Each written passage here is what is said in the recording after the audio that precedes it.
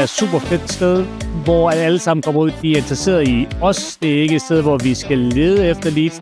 Vi er meget, meget tættere på vores målgruppe, end hvis vi stod et andet sted.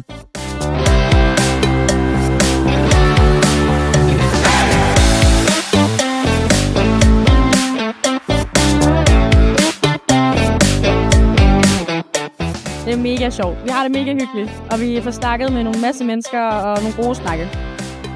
Jeg ser en masse nye steder, der er poppet op, og det der med at se folk face to face, det er faktisk også virkelig rart.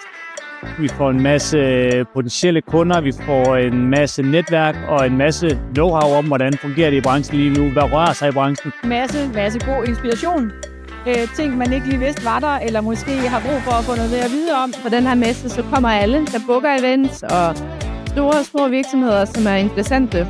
Det er juleaften for os. Vi skal være herude, vi skal være blandt vores super kollegaer, og vi skal vise os frem. Jeg er blæst bagover af både stande og så Torse. Vi skal helt sikkert med næste år, ja.